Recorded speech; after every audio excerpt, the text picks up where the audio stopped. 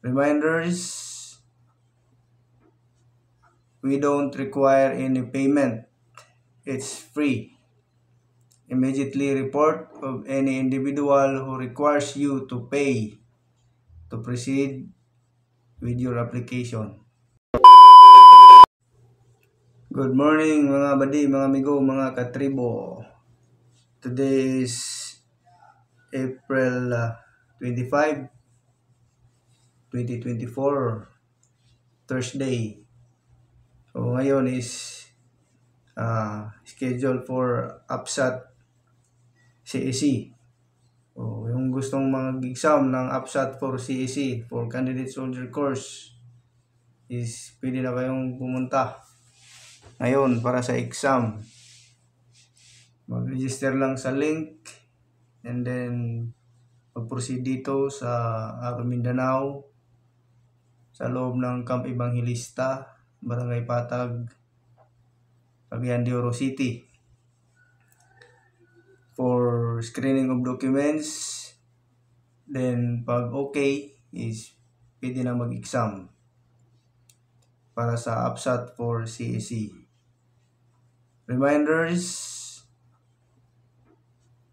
we don't require any payment. It's free.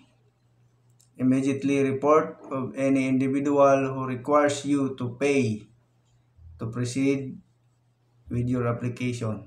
So, wala siyang bayad, libre. Huwag na kayong magpapaloko pa. Huwag na kayong magpapaskam kasi maraming scammer dyan na naghihingi ng bayad. Registration pa lang, hinihingihan na ng bayad. Walang bayad ang pag-take ng APSAT. Huwag kayong maniwala sa mga fake news. So marami pa rin naniniwala sa fake news. May mga pumupunta dito na mga matatanda na dahil nakita daw nila sa FB na walang age limit. So fake news yun. Huwag maniwala dun. So ulitin ko lang itong qualifications para sa Candidate Soldier Course. So number 1 qualification, at least 72 units or senior high school graduate, natural born Filipino citizen, single with no parental obligation, at least 5 feet tall, both male and female, physically and mentally fit, at least 18 years old but not a day older than 26 years old upon entry or upon taking. So hindi dapat lalagpas ng 26 years old, and no pending cases in any court. So kung lumagpas ka na ng 1 day, so a day older ka na sa 26 years old, overage ka na niyan.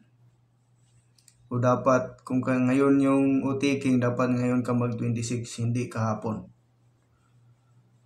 So yun, klaro tayo doon sa edad. Marami pa kasi nagtatanong na pwede ba 28 years old, 27, 29, the worst pa 45.